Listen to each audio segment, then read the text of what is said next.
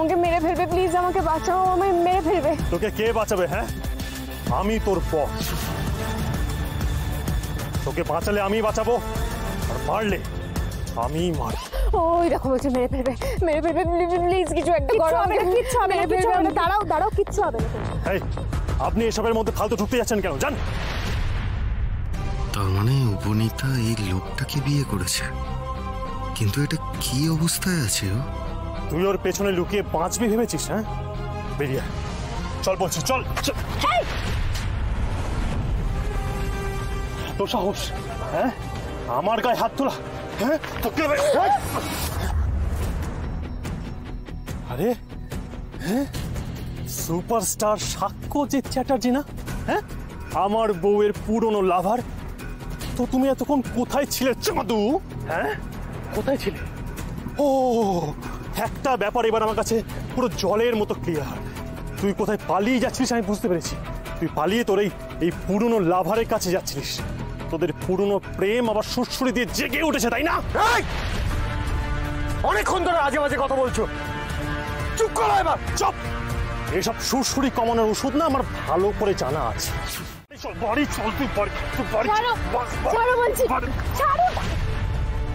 সভ্য নোংরা লোক একটা, বইয়ের গায়ে হাত দিবি? লজ্জা করে না?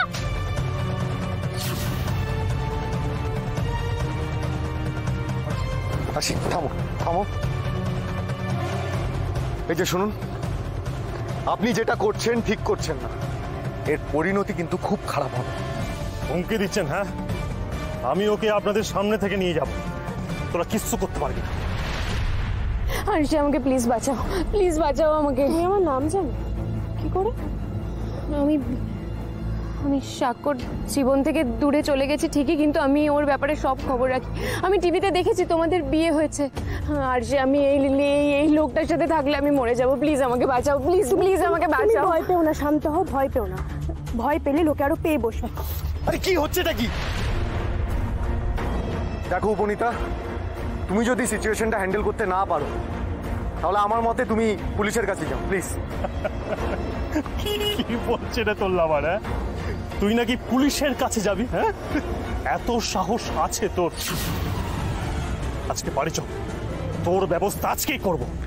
দেখি কোন হিরো তোকে বাঁচায়। চল চল বলছি, চল চল। আবার ছাড়ো ওকে, চল। এদের গায়ে হাত তোলা, এদের গায়ে। মা, এসব পুরনো কথা তোলার কি দরকার এখন? কেন তুলবো না রে? আমি কি কিছু ভুল বলেছি? আমি একটা কথা বলি, তোরা যে ওকে এখানে নিয়ে এলি, কোনো ঝামেলা হবে না তো? আরে না না ঠাম্মি, ঝামেলা কেন হবে? আর তুমি চিন্তা করো না, কাল সকাল হলেই আমি আর স্যার মিলে ওকে ওর দাদার বাড়িতে রেখে আসবো, চাপ নিও না। বাবা, সেটা তো আজ এখনই দিয়ে এলে পারতে। এখানে নিয়ে আসার কি দরকার ছিল? হ্যাঁ, ও বুঝতে পেরেছি, মহান সাজার সুযোগ হাতছাড়া করতে চাওনি, তাই না? এতে মহান সাজার কি আছে কাকিমা? একটা অসহায় মেয়েকে রাতের বেলায় মাঝ রাস্তায় ফেলে চলে আসবো আমি? এটা সম্ভব? আবার মুখে মুখে তর্ক করছো তুমি। আশ্চর্য! আরে মাঝ রাস্তায় ফেলে আসার কথা তো হচ্ছে না আরশি। দিদি বলতে চাইছে তুমি ওকে ওর দাদার বাড়িতে দিয়ে এলে না কেন? আমি জানতাম একটা না একটা ঝামেলা হবেই, এই জন্যই আমি উপনীতাকে নিয়ে আসতে চাইনি। সমস্যা ছিল কাকিমা, সমস্যা ছিল, সম্ভব হয়নি রাতের বেলায় রেখে আসার। আর কি হয়েছে, একটা রাতই তো থাকবে, কি সমস্যা হবে আপনাদের? আর হাজার হোক, উপনীতা দি তো আপনাদের প্রতিবেশী ছিল।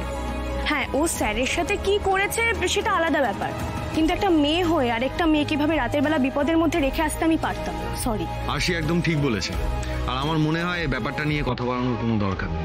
দরকার আছে বাবু। আমি জানি উপনীতাকে এই বাড়িতে নিয়ে আসার সিদ্ধান্ত তোর নয়, আরশির। ও যা খুশি তাই করে যাবে, যা খুশি। হ্যাঁ, এই আমার বাড়িটাকে তুমি ধর্মশালা ভেবে নিয়েছো, যাকে পারছো তাকে নিয়ে আসছো। এই, এটা কি তোমার বাড়ি যে তুমি সিদ্ধান্ত নেবে? অফকোর্স এটা ওরও বাড়ি।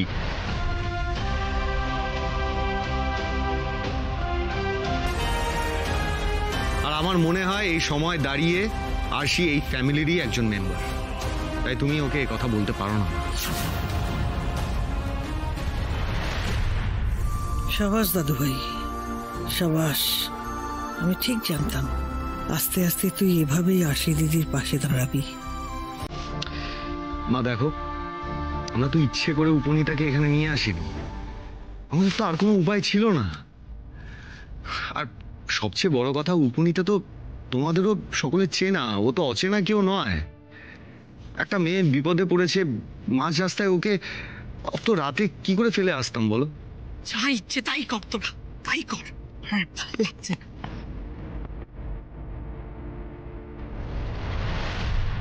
চলো, আজ রাতটা তুমি আমাদের গেস্ট রুমেই থাকবে। চলো। আমার সত্যি খুব খারাপ লাগছে আরশি, আমার জন্য তোমরা অনেক বিপদে পড়ে গেলে।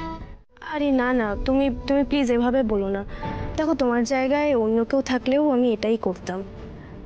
আর তোমাকে যদি আমি বিপদের মধ্যে রেখে চলে আসতাম, তাহলে আমার বজরংবলী যে আমাকে ছেড়ে কথা বলতো না। আমি সত্যি জানি না আমি কি করে তোমায় ধন্যবাদ দেব। আমাকে বাঁচিয়ে তুমি আমার অনেকটা উপকার করেছো। আর ধন্যবাদ দিতে হবে না, অনেকটা রাত হয়েছে, আমি ঘুমোতে যাব, আর তুমিও ঘুমো। চলো। হ্যাঁ আসি, তুমি উপনীতাকে নিয়ে গেস্ট রুমে দিয়ে এসো, আমি যাই রুমে যাই। চলো। থামি, তুমিও শুয়ে পড়ো, আজ অনেকটা লেট হয়ে গেল তোমার।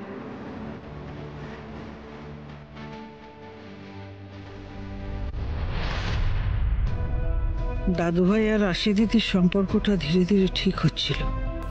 এই সময়তে এই মেয়েটাকে পাঠিয়ে দিলে ঠাকুর, আমার বাবু ব্যাপারখানা মোটে ভালো লাগছে না। দেখো যেন কোনো বিপদ না ঘটে।